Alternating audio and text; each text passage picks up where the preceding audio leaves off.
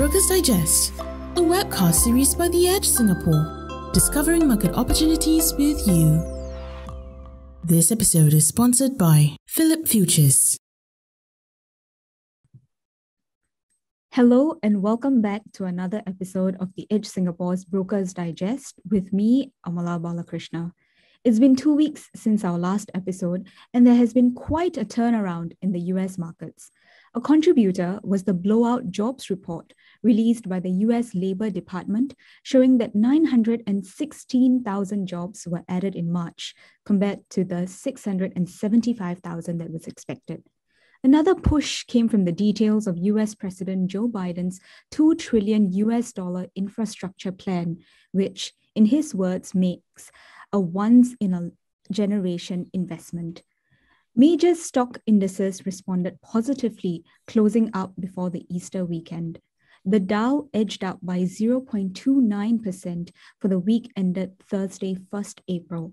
The tech-heavy Nasdaq was up by 2.6% in the week, and the S&P 500 was up 1.1% to hit a record closing at above 4,000 points. Joining me today to break down these movements is Maurice Chew, an analyst with Phillip Futures. Hi, Maurice. Happy to have you with us today. Hey, Amala. Thanks for having me back on. So, Maurice, what do you think about the US market's strong performance last week? I quite like the movement last week. Why is that? Because it's quite rare nowadays that the stock market goes up at the same time as the economic outlook. So it's pretty good, I would say. Economic outlook is picking up. The jobs report you mentioned actually kind of was a very, very positive surprise to a lot of people. And kind of in the past, what you used to see is the moment there's a positive surprise, then there's expectations of a tapering. Therefore, the stock market suffers. So this didn't happen this time. So I'm quite happy about that. So, Maurice, a question a viewer had for you was, is this a good time to invest, or should they wait it out for a bit? So this question, I think, you can't ever really get a straight answer, yes or no. But what you can lean on is the probabilities, right? So if you were to look at probabilities, so the Nasdaq, what happened to it when it went down was perhaps a 10-11% drop from the peak in February. So that doesn't even meet the definition of a bear market, right? Which is negative 20% sustained drop. So with that in mind, right, I think that it's just my opinion, but the general uptrend is still intact. And just for reference, if you look at the S&P 500 and the Dow Jones, they experienced single-digit drops only from the peak, and now they're back at all-time highs. So general uptrends is still intact. And if people don't get in right now, then they may miss. And there isn't really a sign that we are in a bear market yet. Yeah. Yes, I guess it's hard to say at this point in time. But one thing we saw last week was that tech stocks were amongst the top performers, with counters like Alphabet, Microsoft, and Facebook taking the lead. So there's been mixed sentiment in the market from what I see. So one school of thought is saying that there is no better time than now to invest in the tech sector. But another camp suggests that playing the waiting game might just yield better returns, as the prices of these stocks may fall once inflation kicks in. So personally, I feel that both camps raise strong points, Maurice. What say you? I think we can start with, say, the Federal Reserve, right? Because you mentioned one thing there which I'd like to pick up on, which is inflation expectations. So one thing about inflation expectations is, let's say pre-pandemic 2018, inflation was going above 2%, which is, as everybody knows, the Fed is having a 2% target. If it goes above, then they taper, right? Just to bring it back down. Yeah, that's right. So what happens is actually Jerome Powell, he has a dashboard of labor market indicators, which investors need to know. And what do I mean? This labor market indicators is not as simple as unemployment. You're talking about black unemployment. You're talking about low wage earnings growth. You're talking about the unemployment of people who are not, who don't have a college degree. So why is this important? And why is taking note of what Jerome Powell is doing is important? Because these are lessons that they learned from the 2008 crisis, where they kind of did the tapering, or rather they didn't have a package that was there in place to, it wasn't large enough. And a lot of people were left behind. So Jerome Powell comes from that school of thought where, it's he wants the economy to recover fully first. So if people right now, they're looking at the economic, the unemployment rate, it just went down to 6% because of the strong jobs report you mentioned. So if they're looking at that and say, hey, this full unemployment, but no, that's not what Jerome Powell is looking at. And, any kind of inflation expectations or interest rate hikes now may be a bit too premature because of that. So if we go to the chart that you had we are looking at just now, so it's a bit of a noisy chart, I understand, but let me take you through it bit by bit. So firstly, the blue line at the bottom, that's a NASDAQ, right? Over the last 15 years. So if you look at the green line, you can see that as a proxy for Federal Reserve asset purchasing. So in lay terms, it's really money printing. So you can see that the money printing has been going up, and sometimes it spikes, sometimes it tapers. And for the NASDAQ, it's been on a steady uptrend. But I like to point your attention to the bottom left green box. Okay, so that green box is the subject of what we can see as the Federal Reserve's asset purchasing program, stretching from 2008 to 2018. And what you saw is the NASDAQ kind of really grew a lot, and it's kind of an uninterrupted growth in a way. But what happened if you move on to the red box after that is that, in 2018, early 2018, the Fed started thinking about tapering the asset purchases. Why? Because full employment was nearly reached, and you're talking about inflation expectations. Suddenly, when inflation goes above 2%, then people get a bit scared, right? So they want to taper. But interestingly to me, what happened there is you can see the NASDAQ actually kind of stalled this 10-year rally, and 7% growth when you compare it to the average of 14% returns over the last 10 years. All I'm suggesting here is that there's a bit of correlation here with tech stocks, meaning the NASDAQ, and Fed QE programs. So after that, you go on to the next green box, the second green box, which is, they kind of started it again because short-term interest rates were rising too fast.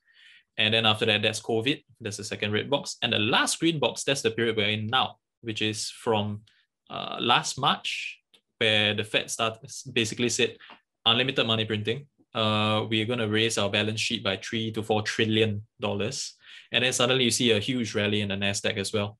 So to me, what's interesting is that, or rather what I like to suggest to viewers is that they can think about, hey, is it a good time to enter? Is it not a good time to enter? What should I look out for? Should it be inflation, interest rates, PE ratios, things like that? What I'm saying here is if you are in riskier plays such as tech stocks, you may want to adjust what you're monitoring and really start looking at how does Jerome Powell think. It's to me, it's kind of interesting. Yeah, that's true. It's hard to, if only we could actually read his mind and see what he was thinking, right? Maurice, maybe viewers and all investors will be able to make better investment decisions. But I think you brought out a very interesting point of looking at the economic indicators when making a decision. So last week and just now, you also mentioned briefly about looking at PE ratios or price to earnings ratios as one way to ascertain the investment worthiness of a stock. I noticed that the PE ratio of tech stocks are rather high. So is it still advisable for our viewers to use this as a gauge, or are there other factors other than the ones that you mentioned earlier that they should bear in mind? So back to PE ratios, I think one way that is useful to think of PE ratios now is, it's not binary. Is it useful? Is it not? I think the answer is somewhere in the middle, and it's come to a point where PE ratios may not be so useful anymore, but they still have some use.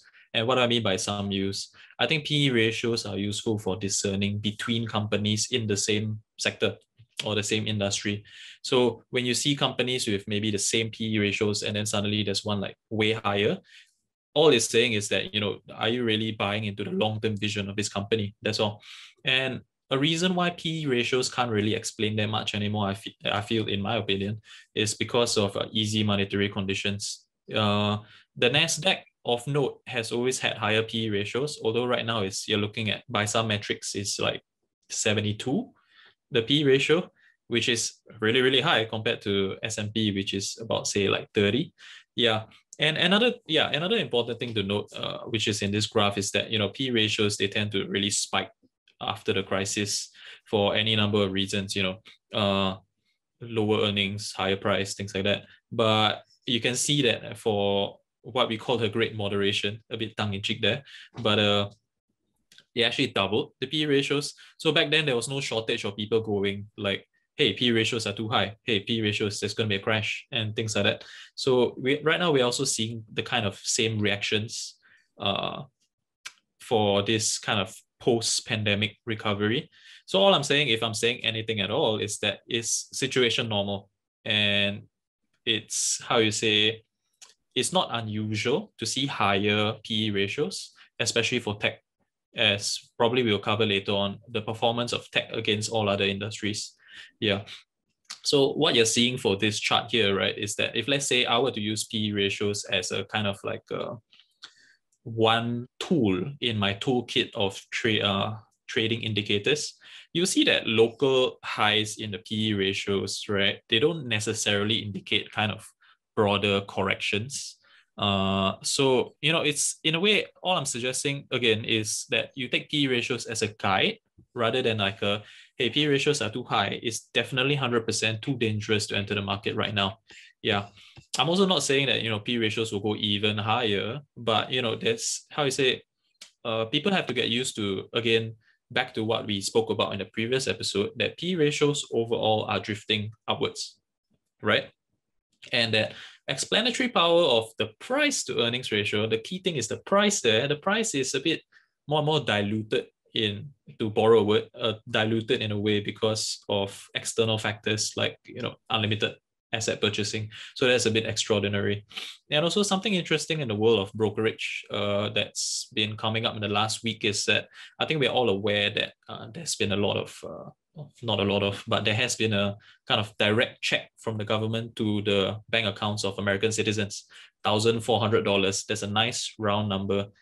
And I think there's a lot of reports coming out now that major brokerages, as well as, all right, I'll just keep it to major brokerages, have seen a lot of retail deposits in recent days. And guess what? The most common number for the retail deposits was actually $1,400. So, I wouldn't say directly it's like the money comes from the government in the form of a stimulus check. It goes straight to the brokerage, but certainly it strongly suggests that. Yeah. So again, in a sentence, price probably, how you say, there are a lot of factors that will push prices higher, such as easy monetary conditions. Therefore, PE ratios have weaker explanatory power right now, at least. Right, Maurice. So against this backdrop, you have shared so many insights with us. I have to ask the $1 million question, which is also the topic of today's episode. Are tech stocks something that our viewers should actually look at in the next few weeks? I think for the next few weeks, how you say, if we look at it from a more technical aspect, right, it seems like the worst of the correction is over.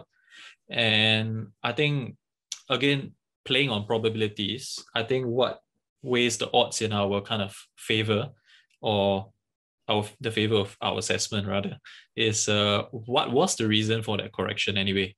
So the reason for the correction, I mean, there's a lot of kind of explanations floating around, but the dominant reason for that is actually, if I were to put it in a theme, is actually looking at people expect the economy to recover quite strongly, in fact.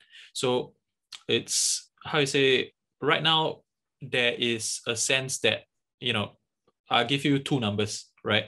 One of it is the one you mentioned, over 900,000 jobs created, beat expectations. The other one is that the US is on track, by some estimates, to achieve herd immunity against COVID in the next 3 to 4 months, which is way faster than people expected in the beginning of the year. So with this backdrop in mind, and you're seeing tech stock prices kind of hold up right now, I think there is some evidence to say that the worst of the correction is over. So in the next few weeks, I think it's a crucial period if there's going to be further corrections, or is there going to be, is this going to be the worst of it you see? And then after that, you see tech stocks start to catch up again with cyclicals and S&P. So I'll say they have to take that into account. So that's first. Second is if you look at this chart here, right, you see that, in the long run, tech stocks are kind of doing better than every other industry. So it helps if we take a longer term view for this. Why? I think one thing you'll see during the recovery period now, let's look at the last year, is that a lot of people will notice that some industries like materials, like energy, they're actually doing quite well. But if you take a long-term view, let's say the last 5 to 10 years, you see that they're actually beaten by almost every other sector. So it's quite, how you say, for this, people have to look at it short term, they have to look at long term, and they have to see that tech stocks are coming from this very long runway of doing increasingly well. And other stocks which may look really attractive right now in other sectors, what were they like pre-pandemic? And has anything changed during the pandemic to give you the kind of confidence that they are going to do even better or outperform tech stocks in the future? And I'd say, based on my own personal opinion, I don't really see the evidence. So I'll say tech stocks wouldn't be the, it wouldn't be the worst play in the next few weeks. Yeah, but definitely this is a period of consolidation.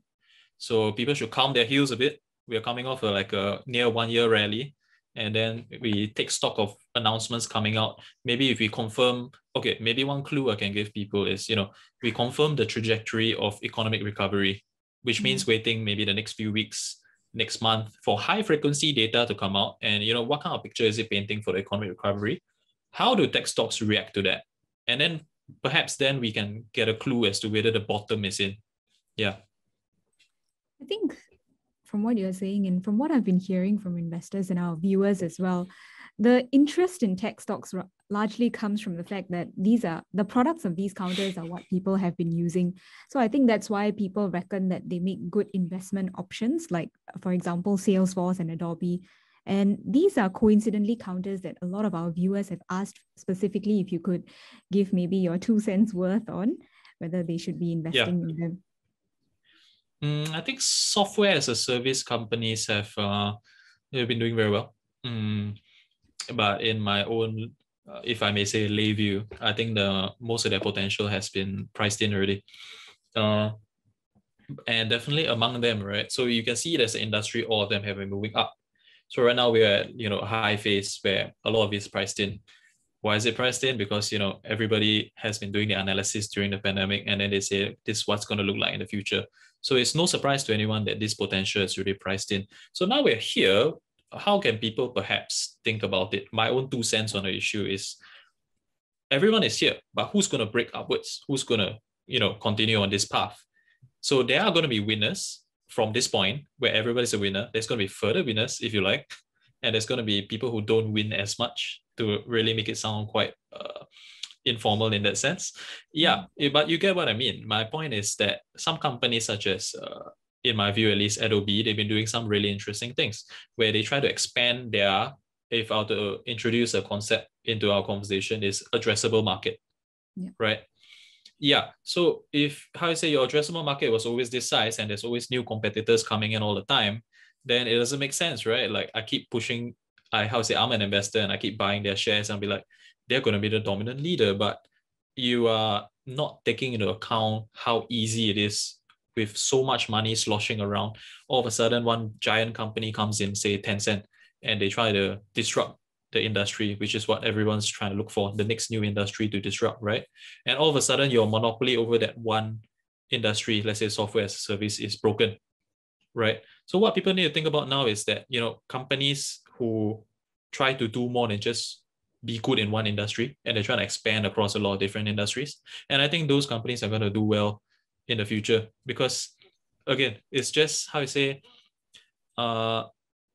barriers to entry are both simultaneously higher and lower than a lot of people think into certain industries, because all you need nowadays is really a large name coming in, throw in, really billions of dollars at it, and to make a really good product. And within a few months, you see the whole market shares changing again. So back to original question on those individual counters, some counters have been expanding sideways across different kinds of, not really fully different industries, but different capabilities, if you like. And I think those will do well. further into the future than those who really just try to keep saying that, hey, you haven't come onto our platform yet. Why don't you come onto our platform? And they keep trying to sell to the same customers over and over again. That's my opinion on it, at least. Maurice, I would also like to ask about something that you mentioned earlier, which is other than the tech sector, you see that cyclicals is a winner sector, so to speak. So maybe could you share a bit more about this? Yeah, so for cyclicals, maybe if I pick up on one that we mentioned before and one that's a bit in the news these days, perhaps the banking sector. So banking sector, we spoke about it 2 weeks earlier. And I think it's important to note that for cyclicals, not all cyclicals are the same. So there's two things that are not the same. First thing is between cyclicals, which on the screen you can see a list of some industries. Between these industries, not all of them are going to go up in the same, steepness of the slope, if you like. So that's one. So for the second thing is inside these industries, right? You're going to see a kind of divergence in company performance as well. So that's the other one. So if I were to go back to the banking sector, right? The banking sector itself is a bit different from the rest of the cyclicals because one key thing that determines banking profitability is like interest rates, among other things, right? So they're really, interest rates go up, then their outlook goes up. If interest rates go down, then a big part of the outlook also goes down. So it's not as pronounced for the rest of the industries. So the larger lesson to learn from that for investors is that, yes, there's a cyclical recovery going on, but some industries are going to do better than others. Then the other thing is talking about cyclicals, right, is it's actually a related point to what we spoke about earlier. So if I look at, say, the listed number one industry there, which is automobiles, say cyclical automobiles. Right now for automobiles, there's a bit of a shakeup. And what am I talking about? I'm talking about, firstly, there's supply disruptions. Those are the big kind of news items. Supply disruptions, and there's kind of a whole push in the electric vehicles. These are two big trends you're seeing inside automobiles. And not every company is kind of dealing with it the same way. Okay. So it's quite curious to me, at least. So let's talk about supply disruptions, right? So automakers, they don't really keep a lot of components on hand, like talking about, say, chips, because it costs a lot of money to just warehouse them like that. So companies have actually secured their supply and some companies haven't. So you are seeing cases where some companies, their production has continued, where some companies, their production is like they're closing plants because there's just not enough components coming in. So that's for the industry itself. For cyclicals, I'll say my biggest lesson for myself, at least, rather, is that not all cyclicals are the same between industries, between individual equities. And it helps to look at how these companies, cyclicals in general, have been dealing with kind of things like supply disruptions, back to just now, as well as how they look to the future. Are they really kind of at the mercy of if, let's say, interest rates rise and then my business rises, or have they been trying to diversify their business? And I think that's one thing that investors should take note of, at least for the future.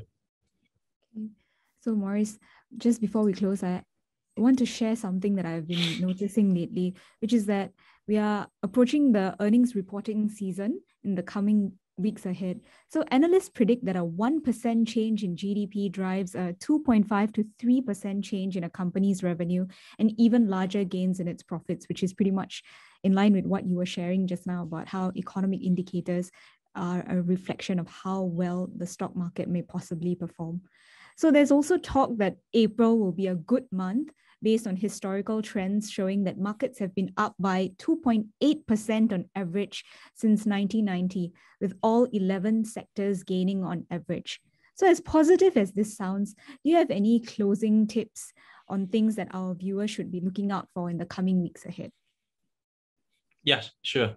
So definitely the past performance does not guarantee future results. I say that a bit tongue-in-cheek, but I think one thing that people need to think about, if they don't have one already, is at least trading strategy. What do I mean?